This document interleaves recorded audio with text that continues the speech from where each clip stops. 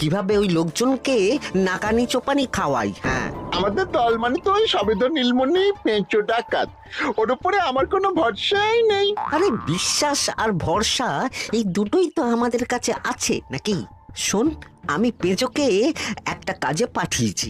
যদি পেঁচো এই কাজটা করতে পারে তাহলে আমাদের রোজগারও হবে, প্রতিশোধ নেওয়াও হবে। আরে কোথায় পাঠিয়েছি সেটা বলবি তো? মন্ত্রী মশাইয়ের বাড়ি।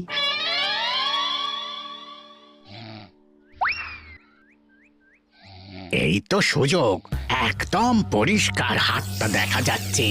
এবার আমার শিল্পী হাতের কাজটা দেখাই।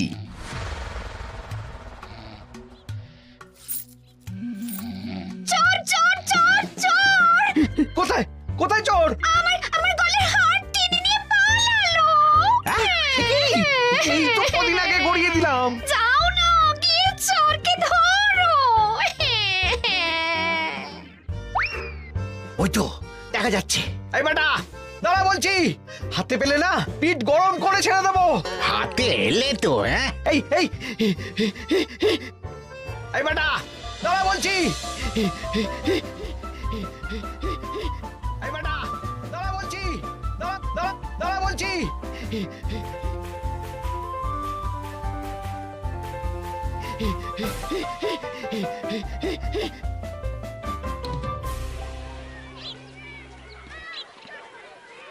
দুপুরে একটু খেয়ে ঘুমোবো, তার জন্যই। দাদু খেলতে চলো, খেলতে চলো। কি দাদু, প্রস্তুত তো? হ্যাঁ হ্যাঁ, প্রস্তুত প্রস্তুত।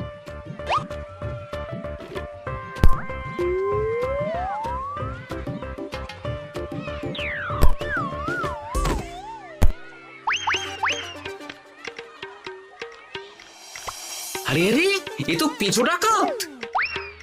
ধরো বেটাকে, ধরো ধরো। আমার গিন্নির গয়না চুরি করে পালাচ্ছিল, ওর ট্যাকেই পাওয়া যাবে। ধরো। এটা মন্ত্রী মশাই, হ্যাঁ এটা।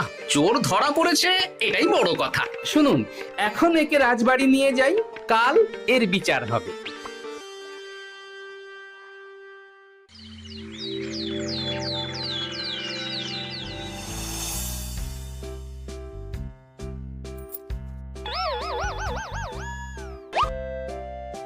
এতদিন গোপাল বুদ্ধি দিয়ে বাজিমাত করত, এবারে তো সাহসিকতার মাধ্যমে ভয়কে জয় করে পেঁচো ডাকাতকে ধরেছে।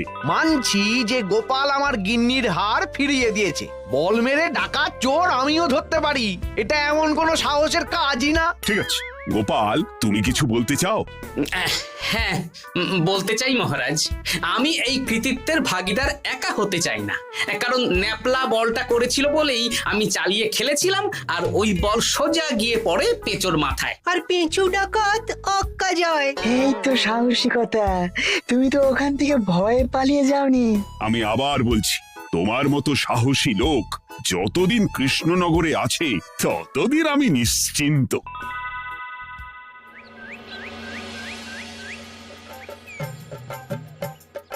বলি সারাদিন আমি সংসার ঠেলছি আর আরেকজন খাচ্ছে দাচ্ছে ঘুরে বেড়াচ্ছে। গিন্নি, তুমি কি আমার কথা বলছো? আমি আর কার কথা বলতে পারি শুনি? না, আমি ছাড়া তোমার আর কেউ নেই, তুমি ছাড়া আমারও আর কেউ নেই। এই নাও সখী, শুধু তোমার জন্য। কি সুন্দর ফুলের তোড়া, এটা আমার জন্য এনেছো? হ্যাঁ গো, তুমি কি আমার উপর রাগ করে আছো গিন্নি? তাহলে বলো, অন্য কাউকে দেব? এই এই এই, আমি ছাড়া আর কাকে তুমি ফুলের তোড়া দেবে শুনি? না, ভাবলাম তুমি হয়তো রাগ করে আছো।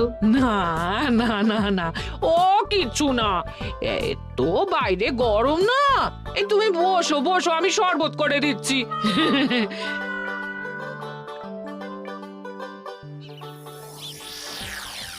পুরো পরিকল্পনাটাই গোপাল চৌপাট করে দিল। এবার তাহলে কি করবি? ভাবতে হবে, ভাবতে হবে।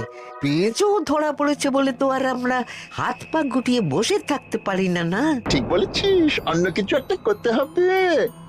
গোপাল গোপাল গোপাল, এই গোপাল আমার কপালটা পুড়িয়ে দিল। সবার সামনে মহারাজ গোপালকে পুরস্কার দিচ্ছে। উফ, তোমার মনে এখনো অস্বস্তিটা কিসের?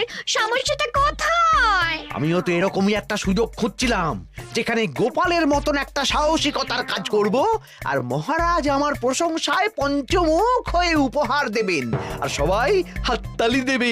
মহারাজকে গিয়ে বলো গোপাল সামান্য একটা বল মেরে সাহসিকতার সম্মান পেয়ে গেল, তাই তুমিও একটা কিছু করে দেখাতে চাও।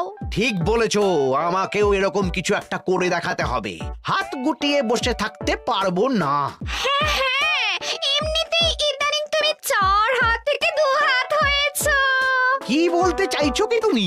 আসলে এতদিন তোমার আরো 2টো হাত বটা আর ঘটা তোমার সাথে তালে তাল মিলিয়ে কাজ করতো, এখন তো ওরাও নেই। নেই না, ওই আপদ দুটোকে বিদেয় করে দিয়েছি। হ্যাঁ, দিন দিন লোভ বাড়ছিল, জীব লম্বা হয়ে যাচ্ছিল। বেশ, তাহলে কালকে মহারাজকে বললো তোমার মনের কথা। কালকেই বলবো।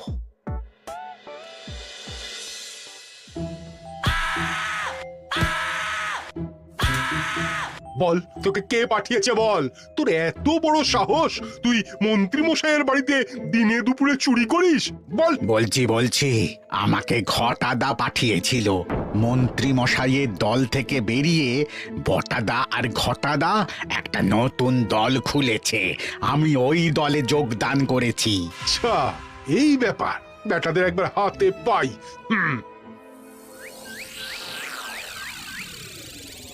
বটা বটা আমাদের খুব সাবধানে থাকতে হবে কিন্তু। কেন রে, কি হলো? কানাঘুষো আর ওই গোপন সূত্রে খবর পেলাম, মার খেয়ে পেঁচো আমাদের নাম বলে দিয়েছে। বলিস কি? হ্যাঁ রে, কি আর বলবো বল, কাউকেই আর ভরসা করা যাবে না। বেটা ধরাও পড়ে গেল, আবার মার খেয়ে আমাদের নামও বলে দিল। এবার তো মনে হচ্ছে ভূতের মতো লুকিয়ে থাকতে হবে।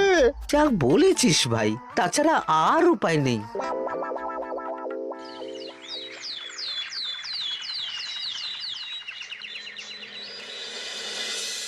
মহারাজ, আজ আমি সুবিচার চাই মহারাজ। কেন মন্ত্রী মশাই, আপনার উপরে আবার অবিচার কখন হলো? হ্যাঁ মন্ত্রী, তুমি কি সুবিচার চাইছো বলো? আমাকে সাহসিকতা দেখানোর সুযোগ দিলে আমিও গোপালের মতন ওরকম ঢের ঢের উপহার আনতাম। আচ্ছা, সুযোগ কি বলে কয়ে আসে? সেসব আমি জানি না।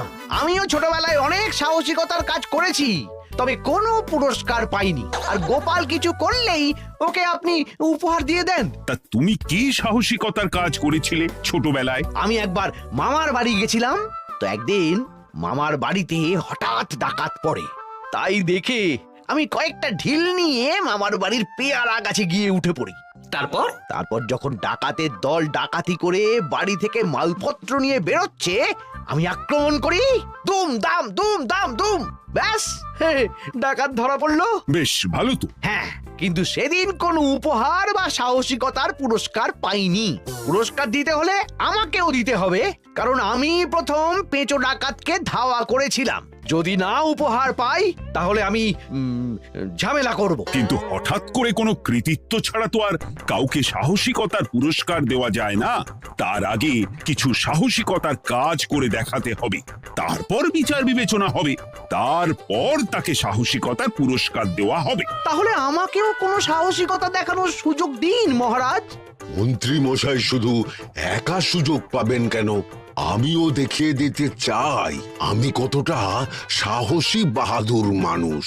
ও বাবা, রাজবৈদ্য সুযোগ পাবে আর আমি কি বসে বসে হাত কামড়াবো? আমিও সুযোগ চাই। তা তোমরা কিভাবে সাহসিকতা দেখাবে শুনি? দেখুন মহারাজ, মানুষ সাধারণত কয়েকটা ব্যাপারে ভীতু, যেমন হিংস্র জন্তু জানোয়ার, সশস্ত্র ডাকাতকে ভয় পায়, আর আর আর আর ভূতের ভয়। হ্যাঁ, আমার তো মনে হয় সাহসিকতার পরীক্ষা করার জন্য এই তিনটের মধ্যে যে কোনো একটার সাথে মোকাবিলা করতে পারলেই বোঝা যাবে কে কত সাহসী। এটা তোমরা ঠিক বলেছ, কিন্তু ব্যাপারটা হলো জঙ্গলের পশুরা জঙ্গলে যেমন আছে থাকুক, ওদের নিয়ে নাড়াঘাটা করার দরকার নেই। ডাকাত তো গোপাল ধরেছে, এখন পড়ে থাকলো ভূত। মহারাজ, আপনি তাহলে ওই ভূতুড়ে বাড়ি খুঁজুন, তারপর সবাইকে ভূত ধরে আনতে বলুন। দেখি মন্ত্রীর আবদার মেটানোর জন্য তো তাই করতে হবে।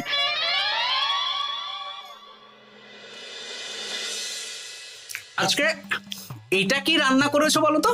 ছোলা আর আলু দিয়ে তরকারি, ঝটপট খাবারটা খেয়ে নাও তো দেখি। হ্যাঁ, আচ্ছা, ছোলা আলুর তরকারি দিয়ে শুকনো রুটি খাওয়া যায়? হ্যাঁ, আহ বেশি বায়না না করে যা রান্না হয়েছে তা খাও তো বাপু, খেয়ে গায়ের শক্তি বাড়াও। কদিন পরে তো ভূতের সাথে লড়াই করতে হতে পারে। হ্যাঁ, ধুর ভূত, হ্যাঁ, ওসব ভূত প্রেতে আমি ভয় পাই না, বুঝলে?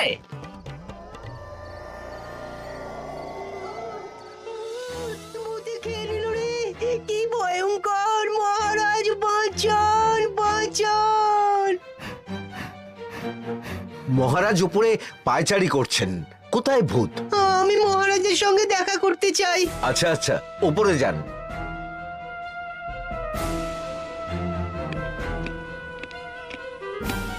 কি হয়েছে সভাকবি?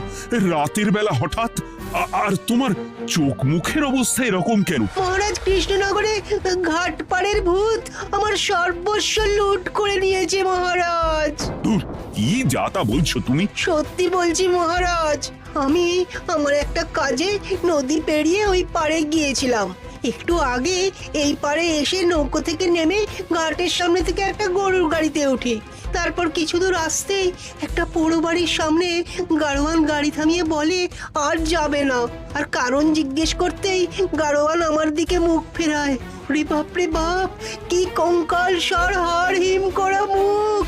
আমি তো অজ্ঞানী হয়ে যাই।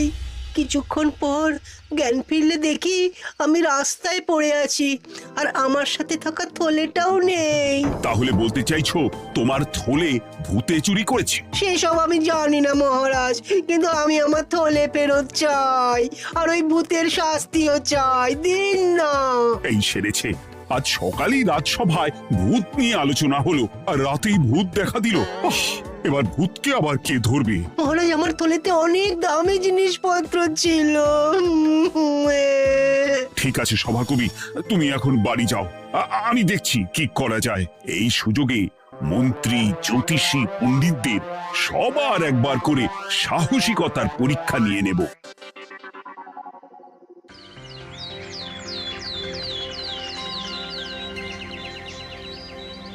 এই তো তোমরা সবাই চলে এসেছো।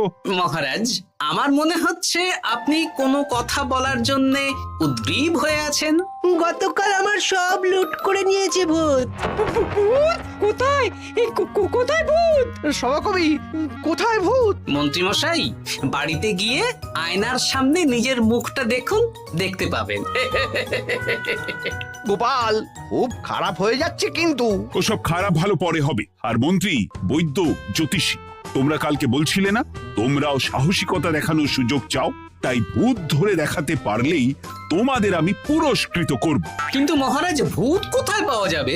গতকাল রাতে ঘাট পাড়ি এক গাড়োয়ানের গরুর গাড়িতে চাপতেই তোমরা ভূত দেখতে পাবে। প্রথমে মন্ত্রী, বৈদ্য, জ্যোতিষী, তোমরা চেষ্টা করে দেখো।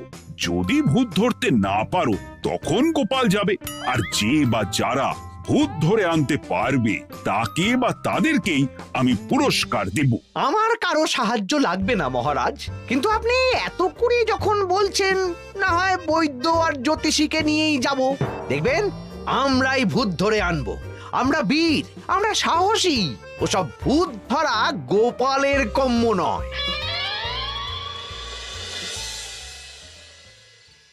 কি মনে হচ্ছে মন্ত্রী মশাই, আমরা আমরা ভূতের দেখা পাবো? আমার কিন্তু হালকা হালকা ভয় করছে, যদি কিছু সর্বনাশ হয়ে যায়। আরে এসব ভূত প্রেত কিচ্ছু নেই।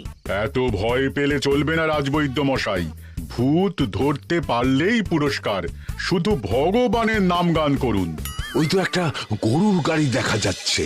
মহারাজ তার মানে এর কথাই বলছিল। হ্যাঁ, আর তো অন্য কোনো গরুর গাড়ি দেখতেও পাচ্ছি না। এই যে ভায়া, কৃষ্ণনগর রাজবাড়ি যাবে? হ্যাঁ যাব, 2 মোহর লাগবে কিন্তু। 2 মোহর একটু কম করুন না। আচ্ছা ঠিক আছে, 3 জনে 1 মোহর দেবেন, আর কমাবো না। তাড়াতাড়ি বসুন।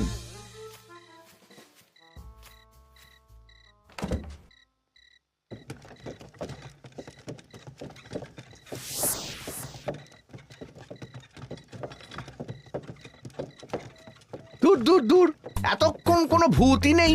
সভাকবি যে কি দেখে ভয় পেয়েছে কে জানে। অকারণে এক মোহর লোকসান। সত্যি আমরা অকারণে সাহসিকতার পরীক্ষা দিতে এলাম।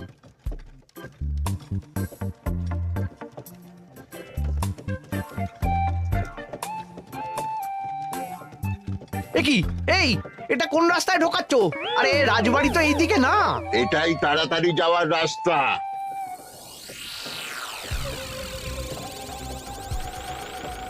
গাড়ি আর যাবে না। যাবে না মানে? আমরা তো রাজবাড়ি অবধি যাব। হাতের আংটি পয়সা করি যা আছে বের করে ফেল, নইলে এক্ষুনি চিবিয়ে খাবো। ওরে বাবা, ভূত ভূত পালাও।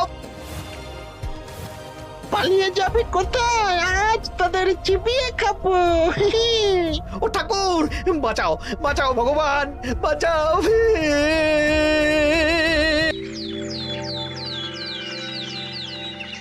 মহারাজ মহারাজ আমাদের লুট করে নিল।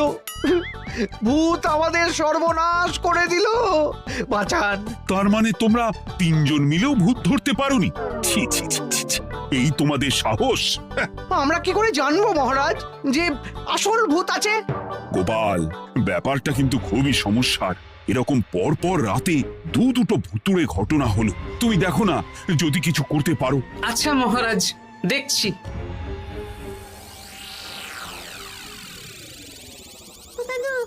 আমার কিন্তু ভয় করছে। শুনলাম কালকে মন্ত্রী মশাইকেও ভূতে তাড়া করেছিল। আমার মনে হচ্ছে কিছু একটা রহস্য আছে। সে যাই রহস্য হোক, আজ আমরা এর শেষ দেখে ছাড়বো। হ্যাঁ, তারপর আমাদের যদি ভূতে ধরে? তোরা কোনো চিন্তা করিস না, সব ওষুধ আমি এই থলে করে নিয়ে এসেছি। হয়তো ঘাটের কাছে একটা গরুর গাড়ি দেখা যাচ্ছে। ভাই, দক্ষিণ পাড়া যাবেন? হ্যাঁ যাবো, দুমোহর লাগবে।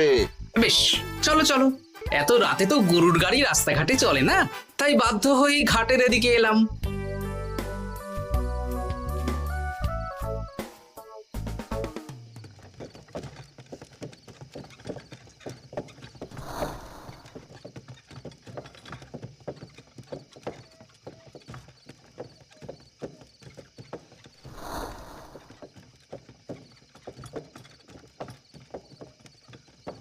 আচ্ছা, অন্য গলিতে নিয়ে আমাদের ভয় দেখানোর মতলব? হ্যাঁ, ঠিক আছে, এগুলো চুপি চুপি চাপিয়ে নে, আমিও পড়ছি।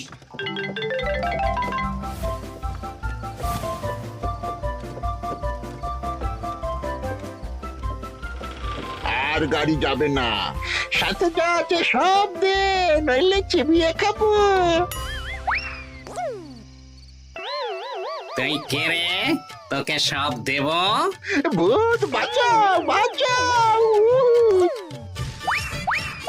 তুই কি ভেবেছিস? তুই নকল ভূত সেজে লোকেদের ভয় দেখাবি আর আমরা চুপচাপ বসে থাকবো? তোর পাপের ঘোড়া পূর্ণ হয়েছে। আজ কেউ তোকে বাঁচাতে পারবে না।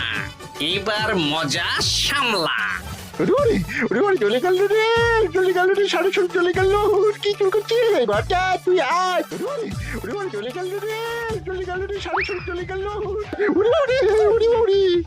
এই ঘটাকে ডাকছিস মানে? তুই মানুষ বটা। ওরে বাবা রে, বাঁচা! তোদের ধরে নিয়ে যাব, কাল সকালে বিচার হবে।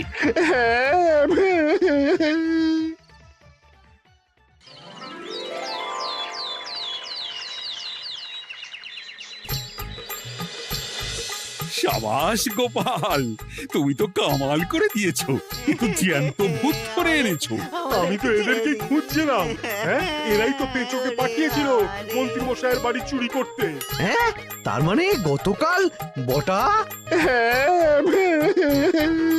আমি তোদের ছাড়বো না। সত্যি গোপাল, এবারেও তুমি বাজিমাত করে দিলে। আচ্ছা, তুমি একটু ভয় না পেয়ে এদের ধরলে কি করে? যখনই শুনলাম ভূত জিনিসপত্র সোনাদানা লুট করছে, তখনই বুঝতে পারলাম এটা ভূত না, মানুষ। তাই কাঁটা দিয়ে কাঁটা তোলার জন্য আমি আর আমার নাতি নাতনিরা ভূত সেজেই মানুষরূপী ভূতকে জব্দ করলাম।